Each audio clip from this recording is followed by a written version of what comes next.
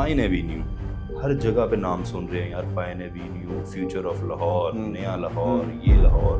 क्या pine Avenue में क्या कौन सा सोना निकला है ऐसा एकदम से? देखिए आप माशाल्लाह आप जर्नलिस्ट हैं, आप तो खैर जाएंगे पॉलिटिकल साइड के ऊपर। हाँ ठीक है, नहीं वो तो हो सकता है जड़ तक तो पहुंचना चाहिए ना किसी भी चीज़। जड़ तो यही हो सकती है ना, ज़ाहिर बात है। अल-कबीर टाउन डिवाइड क्यों हुई है, सेक्रेट उस फॉर्म में क्यों है, इकट्ठी क्यों नहीं है? वो कोई सियासी मामला था या बाकी उसको ऐसा हुआ? ये जो हाई राइज मॉडल है, जब आप इसको बनाते हैं तो क्या उसमें अर्थक्वेक, सैलाब, तूफान, इन चीज़ों को मेजर्स करने के बाद कंस्ट्रक्शन पे लेके जाते हैं या ऐसे ही बना देते हैं? बड़ा अच्छा क्वेश्चन आपने मुझसे किया ये वाला। ये क्वेश्चन नॉर्मली लोग करते नहीं हैं। पाकिस्तान के अंदर आपके पास चीज़ें जो है ना वो ऊपर नीचे होती रहती हैं, ठीक है। तो डायमंड रोड प्लस अल-कबीर का नाम, तो एक मल्टीपल फैक्टर्स लेके लोग वहाँ पे ज़्यादा आजकल ज़्यादा इंगेज हो रहे हैं। ज़ाहिर है जिसने ख़रीदा हो उसको तकलीफ़ तो होती है। सरकारी इदारों की तरफ से कोई ऐसा नोटिस है कि आप मैक्सिमम कितने फ्लोर्स बना सकते हैं लाहौर में? अस्सलाम वालेकुम व्यूअर्स, मैं हूं राजा अली और आप देख रहे हैं फैक्ट फाइंडर, जहां हम आपको रियल एस्टेट के हवाले से अपडेट्स करते रहे हैं। ले जी, आज आपके लिए एक नया टॉपिक लेके आए हैं, हाई राइज और न्यू डेवलपमेंट जो न्यू सोसाइटीज़ करने जा रही हैं उनके ऊपर। सैयद वकास साहब एज़ यूजुअल हमारे साथ मौजूद हैं, जिनसे हम अपनी उनकी एक्सपर्टीज़ लेते रहते हैं और उनसे सख्त सवाल करते रहते हैं। आज भी कुछ ऐसे ही करेंगे। वकास साहब, Al-Kabir town, dream housing society, Al-Kabir town phase 1, 2, 3 आगे से आगे एक्सपैंड करती जा रही है। मैं सबसे पहले बात करूंगा अल-कबीर टाउन की। अल-कबीर टाउन इतने डिफरेंट डिवाइड क्यों हुई है, सेक्रेट उस फॉर्म में क्यों है, इकट्ठी क्यों नहीं है? अच्छा क्वेश्चन है आपका। फेज़ 1 एक अलग जगह पे नज़र आता है, फेज़ 2 दूसरी जगह पे नज़र आता है, फिर डाउनटाउन थोड़ा सा अलग नज़र आता है, फिर अभी नया उस्मान ब्लॉक लॉन्च हुआ, वो उससे हट के उमर ब्लॉक सॉरी वो उससे हट के लोकेशन पे हो गया। ऐसा क्यों? मैंने तो ऐसी सोसाइटी में कभी नहीं देखा कि सोसाइटी सेक्रेट फॉर्म में पड़ी हो, कि 4 हिस्सों में सोसाइटी एक ही रोड पे पड़ी है। ऐसा क्यों? इसका मॉडल ऐसा क्यों है? देखें, बड़ी अच्छी बात की आपने। जो अल-कबीर टाउन है, अल-कबीर टाउन जो चेयरपर्सन है माशाल्लाह, उनका विजन बड़ा अच्छा रहा कि पहली बार हमने ये चीज़ नोट की, मार्केट में देखी कि पहली बार बैलेटेड फाइल आपकी सेल हुई थी मार्केट में, ओवर सेलिंग नहीं हुई थी। अल-कबीर टाउन इस चीज़ से बड़ा लोगों को बड़ा एक ट्रस्ट डेवलप किया एक हाउसिंग प्रोजेक्ट के अंदर लोगों को, कि भैया आप आएँ हमारे पास बैठें, हमसे एक चीज़ लें जो प्लॉट की फॉर्म में आपको मिलेगी, बैलेटेड फाइल आपको दी जाएगी, ठीक है। और उसके बाद आप आगे फर्दर उसको डेवलप करके आप विद इन टाइम पीरियड आप, और टाइम से पहले आपको पेमेंट प्लान चल रहा था, टाइम से पहले आपको डिलीवर करके उन्होंने दे दिया। अब आप देखें कि जी आप फेज़ 1 है, लिमिटेड जगह है, अगर आप विजिट करते हैं उसकी लोकेलिटी देखते हैं, इस बिल्कुल एडजेसेंट है BNU के। बिल्कुल, हम गए थे वहाँ पे, हमने वीडियो भी की थी। लेक सिटी के हमने कंपैरिजन लोगों को बताया था, वो हम फेज़ 2 में गए थे। फेज़ 1 के अंदर हम जाते हैं तो फेज़ 1 जो है वो इस टाइम तारोगिल रोड आपकी आती है, वो basically BNU beacon house national university, उसके बिल्कुल साथ छोटा सा फेज़ है, बड़ा फेज़ नहीं है वो। डिलीवर किया फेज़ 2 जब मेन। यही मेरा सवाल है कि ये डिफरेंट पोर्शंस में क्यों डिवाइडेड है? क्या इनको इकट्ठी लैंड नहीं मिली थी, या जहाँ जहाँ इनको थोड़ी थोड़ी लैंड मिलती है वहाँ पे ये डेवलपमेंट करते जाते हैं? देखिए, लैंड परचेज करने में मामला काफ़ी आते हैं ना। जब हाँ, कोई मान रहा है, कोई नहीं मान रहा, कोई खानदान के 6 बंदे मान गए, 3 बंदे नहीं माने। दूसरा ये भी हमें देखना है कि LDA भी उसमें अप्रूवल लेता नहीं देता। जैसे हमने एक चीज़ अभी नोट की रिसेंटली, वो उमर ब्लॉक के साथ ये हुआ था, हुआ था, याद है आपको? उन्होंने खुद हम उनकी सेरेमनी पे भी वहाँ पे गए थे। यस, वो लोग डिलीवर नहीं कर पाए थे, तो फिर उन्होंने नई लोकेशन पे, क्योंकि वहाँ पे हमारे पास जो LDA के बायलॉज थे उसके अकॉर्डिंगली वो जो ब्राउन लैंड थी वो ग्रीन कर दी गई थी, जिसकी वजह से वो फिर सियासी मामला था या बाकी उसको ऐसा हुआ? इसमें हो सकता है, देखिए मल्टीपल फैक्टर्स हैं, क्योंकि ज़मीन ब्राउन हो तो ब्राउन ही रहती है, ग्रीन हो तो ग्रीन ही रहती है। ये क्या कि पहले वो ब्राउन लैंड थी, बाद में ग्रीन लैंड होगी? देखिए आप माशाल्लाह आप जर्नलिस्ट हैं, आप तो खैर जाएंगे पॉलिटिकल साइड के ऊपर। हाँ ठीक है, नहीं वो हो सकता है, जड़ तक तो पहुंचना चाहिए ना किसी भी चीज़। जड़ तो यही हो सकती है ना, ज़ाहिर बात है। सियासी मुखालफत वो होती है, चीज़ें आती हैं। देखें उसमें मैं ये नहीं कह सकता, लेकिन हम अगर पाकिस्तान है, कुछ भी होता है, पाकिस्तान के अंदर आपके पास चीज़ें जो है ना वो ऊपर नीचे होती रहती हैं, ठीक है। लेकिन एक चीज़ कांस्टेंट रहती है, वो क्या चीज़ है पता है आपको? वो ये है कि वो जो चीज़ आपको मिल चुकी है ना, आपकी प्लॉट आपको मिल चुका है, वो कहीं नहीं जाएगा, वो कहीं नहीं जाएगा। लेकिन जो आपने आगे फ्यूचर का है उस पे आपको उस पे आप डाउट रह सकता है, साइन वे बन सकती है आपकी। अच्छा, मैंने सुना कि अल-कबीर टाउन भी हाई राइज की तरफ आ रहा है, इज इट राइट? या डाउनटाउन जो उन्होंने लॉन्च किया अपना, मतलब मेरी खबर सही थी का, या वो हाई राइज की तरफ जा रहा है। ठीक है, वहाँ पे माशाल्लाह आपके पास मल्टीपल प्रोजेक्ट्स लॉन्च हुए हैं डाउनटाउन। हमने विजिट भी किया था, हमने वीडियो में दिखाया जी, लेकिन अभी तो वो खाली लैंड है, लेकिन ये खबर उसके बाद की है कि वो उनके जो ऑनर हैं वो भी अब इस चीज़ में इंटरेस्टेड हैं कि उनको भी अब हाई राइज की तरफ जाना चाहिए। देखिए अल कबीर ने अपने भी हाई राइज प्रोजेक्ट्स बनाए हैं फेज़ 1 के अंदर। सक्सेसफुल रहे? हाँ जी, वो इस वक्त माशाल्लाह डिलीवरी की पोजीशन में आ चुके हैं। इस वक्त माशाल्लाह उनकी पोजीशन हैंड ओवर चल रहा है, बात ठीक जा है, रहे हैं लगे हैं, ठीक है। लेकिन अगर हम देखेंगे कि फ़ेज़ 2 के अंदर, तो फ़ेज़ 2 की जो लोकेलिटी है ना, क्योंकि वो बेसिक रायमंड रोड की लोकेलिटी है, तो डाउनटाउन का जो मेन एंट्रेंस है वो रायमंड रोड के ऊपर है। बिल्कुल एक्चुअली वो अल कबीर से लेक सिटी। यस, अब वो अल कबीर से ज़्यादा उसको रायमंड रोड टच कर रही है। तो रायमंड रोड प्लस अल कबीर का नाम, तो एक ये मल्टीपल फैक्टर्स लग के लोग वहाँ पे ज़्यादा आजकल ज़्यादा इंगेज हो रहे हैं हाई राइज की तरफ। एक तो ये है कि कंस्ट्रक्टेड प्रॉपर्टी मिल जाएगी, उनके रेट्स भी गालबन कम है, राइट? या उस हवाले से उस एरिया को देखा जाए तो उस पर रेट उनके कम, इसीलिए शायद उनकी सोसाइटी फिलअप भी होती जा रही है, फिलअप होती जा रही है। आपने देखा, वो हमने दिखाया भी है, हाँ, क्या हमने होगा। गए थे, लोग बड़े सेटिस्फाई थे वहाँ पे। लेकिन हमें ना जो हमने वीडियोस की थी उसके ऊपर हमें काफ़ी सारे नेगेटिव कमेंट्स भी आए थे, स्पेशली वो लोग थे जिन्होंने उमर ब्लॉक में इन्वेस्टमेंट की हुई थी और वो फिर शिफ्ट हो गई दूसरी लोकेशन पे। ज़ाहिर है जिसने ख़रीदा हो उसको तकलीफ तो होती है, बट चलो एटलीस्ट देर आए दुरुस्त आए, उनको मिल तो गया, बजाय कि उनका डूब ही जाता, उनको मिल तो गया ना। देखिए उनको मिला, प्लस जो चेयरपर्सन ने वहाँ पे जो अपनी तकरीर की थी आपने शायद, उसमें उन्होंने अपने डेवलपर्स जो इनके डीलर्स थे उनको बड़ा खींचा भी था, प्लस उन्होंने ये वजह भी बताई थी कि क्या वजह थी डिले होने की।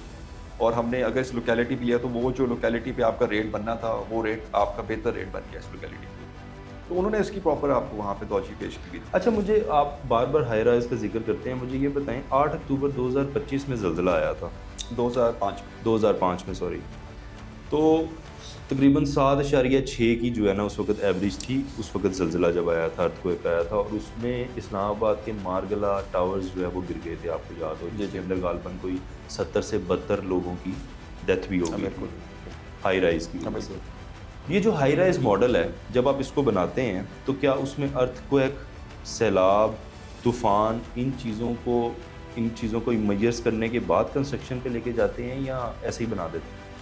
बड़ा अच्छा क्वेश्चन आपने मुझसे किया ये वाला। ये क्वेश्चन नॉर्मली लोग करते नहीं हैं, और हम एज ए कंसल्टेंट हम इस चीज़ को बड़ा अप्रिशिएट करते हैं कि ऐसा क्वेश्चन किया, क्योंकि हमने लिंक किया ना पीछे के बाद, जब हाई राइज की बहुत ज़्यादा बात चलनी शुरू होगी तो फिर हमने देखा कि यार इसके सेफ्टी प्रिकॉशंस क्या हैं। यस, ठीक है, जो आपके मारगला हिल्स, मारगला टावर्स का बहुत बड़ा नाम था और कुछ सस्ते अपार्टमेंट्स नहीं थे, वहाँ पे हाई फाई लोग रहते थे, इस्लामाबाद के पोश इलाके में वो था और वहाँ पे अच्छी कम्युनिटी रहती थी, लेकिन एक ज़िलज़िले के झटके ने सब कुछ तबाह कर दिया। बहुत अच्छी बात आपने की है। हाई राइज जो होती है ना, ये मैं समझता हूँ, मेरी जो कंस्ट्रक्शन के नॉलेज है उसमें मैं समझता हूँ कि ये हमेशा उस ज़मीन पे बनाई जाती है जहाँ पे आप पहले सॉइल टेस्ट करते हैं। ठीक है, आप देखते हैं कि वहाँ पे क्या अर्थक्वेक की जो फ्रीक्वेंसी है वो तेज़ है कि नहीं है। देखें, अर्थक्वेक डिफाइन नहीं होता, बिल्कुल अभी तक ऐसा कोई इंस्ट्रूमेंट नहीं जो डिफाइन कर सके कि जी ये अर्थक्वेक तो कुदरती आफत है, कहीं भी आ सकती कुदरती है, आफत आती है। जापान में आपने देखा है सुनामी आते हैं तो वो सबको उड़ा के ले जाते हैं, सबको उड़ा के ले गए। ऐसे ही है, ये हम डिफाइन नहीं कर सकते, लेकिन हम कुछ पैरामीटर्स तो रख सकते हैं ना, जो टेक्निकल पैरामीटर्स। बिल्कुल ऐसे ही सेफ्टी जैकेट्स आप बना सकते हैं, कुछ कर सकते हैं। टेक्निकल पैरामीटर्स में हम देखते हैं कि जो हम स्ट्रक्चर बनाने जा रहे हैं क्या वो इतने बड़े हाई मैग्नीट्यूड को बर्दाश्त करेगा नहीं करेगा। ठीक है, सही है। हम उसके लिए फिर हम मेजरमेंट्स लेते हैं। हम जब बेसमेंट उसकी बनाते हैं, उसकी जब हम ड्राफ्ट बना रहे होते हैं वो कितनी है। अच्छा, टेक्निकल एस्पेक्ट्स। आप मुझे थोड़ा टेक्निकल सवाल है लेकिन शायद आपको इसकी इन्फॉर्मेशन हो, मैं ये पूछना चाह रहा हूँ, क्या सरकारी इदारों की तरफ से कोई ऐसा नोटिस है कि आप मैक्सिमम कितने फ्लोर्स बना सकते हैं लाहौर में, या लोकेशन के हिसाब से कोई इसके बारे में इंफॉर्मेशन आपके पास है? देखिए जनाब, वो होता है, वो डिपेंड करता है आपकी पार्किंग के ऊपर, पार्किंग स्पेस कितनी आप दे रहे हैं। ठीक है, लाहौर में सबसे बड़ा इशू पार्किंग का है। आपने देखा होगा आजकल आप गाड़ी पार्क करने जाते हैं कि भी आपको जगह नहीं मिलती पार्किंग। ठीक है, या जहाँ पार्किंग की जगह है तो वहाँ आपके पास जो है वो टोकन लेके पहुँच जाते हैं, जनाब पेड पार्किंग। ठीक है, तो होता क्या है कि जनाब पार्किंग का इशू बनेगा तो रोड के ऊपर पार्किंग होगी तो ट्रैफिक डिस्टर्ब होगी। इसको काउंटर करने के लिए LDA आपको एक लॉ देता है, वो कहता है जनाब जितनी आप हाई राइज जाना चाहते हैं कोई मसला नहीं, आप चले जाएं, लेकिन उसके अकॉर्डिंगली आपने बेसमेंट्स उतनी देनी है।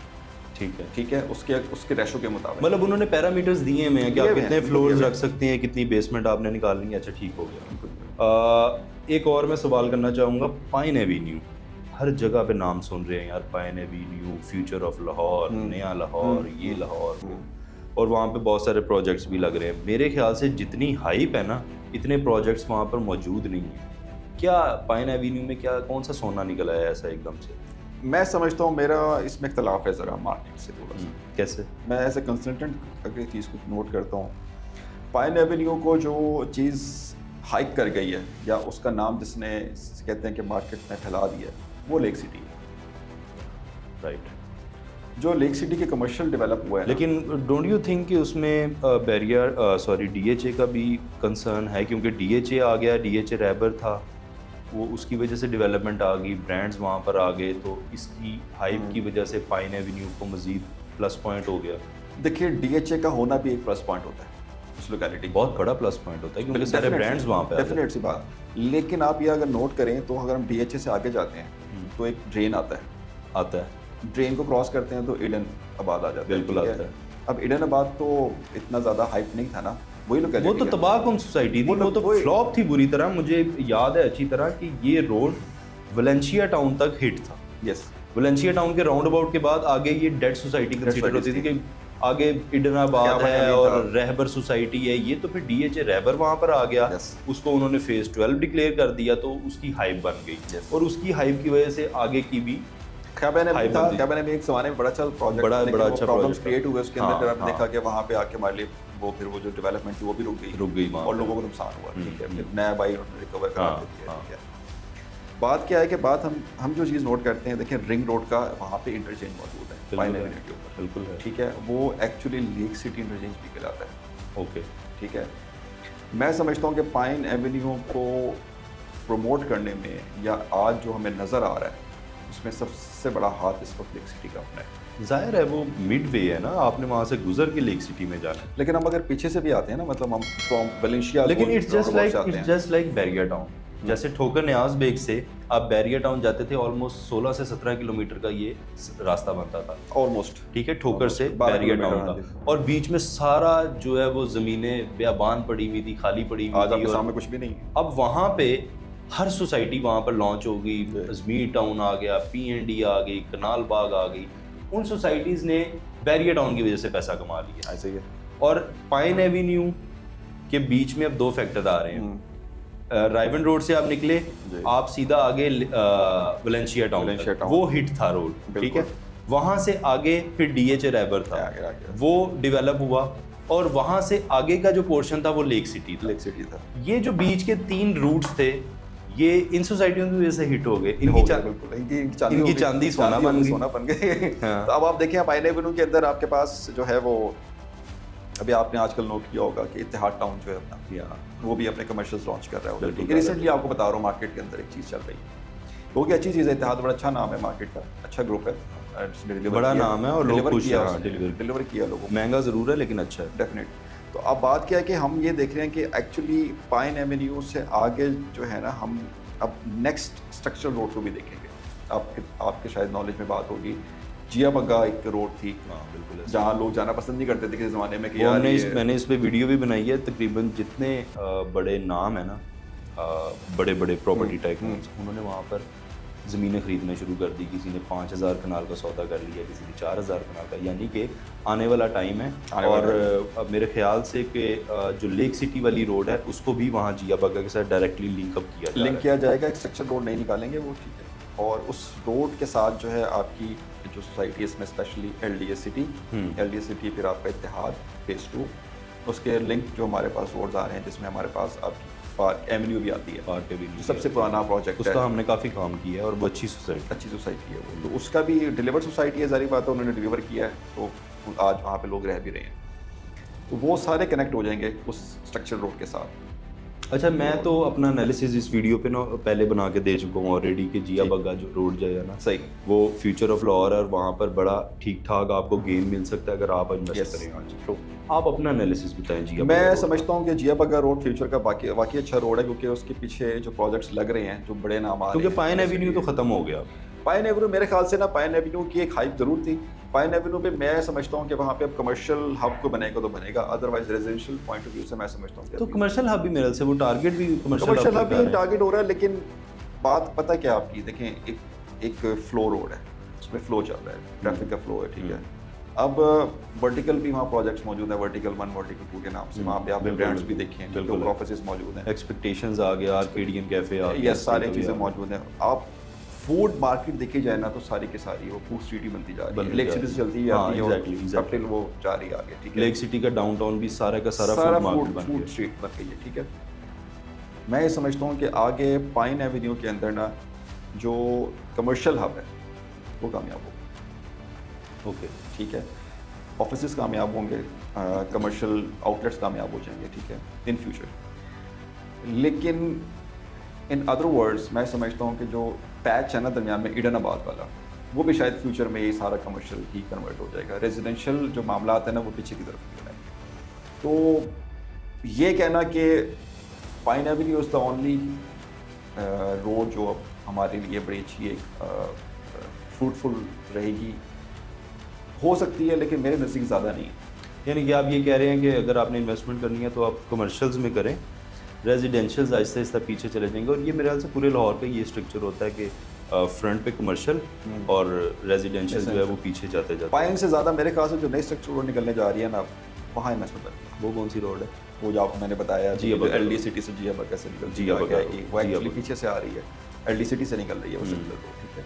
तो वो आपकी जाएगी अप टिल हमारे पास हम भी आगे मैं आपको विजिट की वहाँ पे आपको लेके जाऊँगा इंशाल्लाह। हाँ, चलेंगे वहाँ।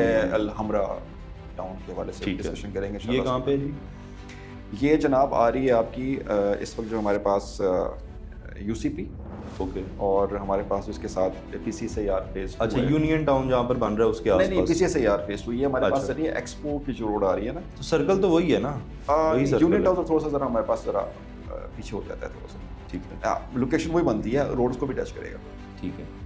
लेकिन ये ज़रा डेवलप एरिया में आप वहाँ पे visit आप तो करो। मुझे वो लोकेशन बता रहे हैं जो ऑलरेडी डेवलप हो चुकी है। लेकिन उसको भी देखिए ना, फिर अब एक फिर हाइप लगने वाली है इसी रोड की वजह से, जो अच्छा। गवर्नमेंट ने प्लान कर लिया। अब मुझे लगता है कि इसके ऊपर उन्होंने इस टाइम कंस्ट्रक्शन स्टार्ट भी कर दी होगी, पीछे से जो सारी बात है उन्होंने इसके फंड्स जारी कर दिए। जी, ये था हमारा आज का पॉडकास्ट जिसमें हमने आपको गाइड किया कि कौन सा ओवर हाइप्ड रोड है और कौन सा ओवर रेटेड है और कहाँ आपको इन्वेस्टमेंट करनी चाहिए और कहाँ पर आपको इन्वेस्टमेंट नहीं करना चाहिए। मज़ीद आप लोगों को अपने वीलॉग्स के साथ अपडेट्स करते रहेंगे, आपको सोसाइटीज़ में लेके जाएंगे और मज़ीद इन्फॉर्मेशन आपके लिए लेके आएंगे। हमारे चैनल को सब्सक्राइब कीजिएगा और अपने कमेंट बॉक्स में अपनी सजेशन ज़रूर दीजिएगा। Thanks for watching, signing off, अल्लाह हाफ़िज़।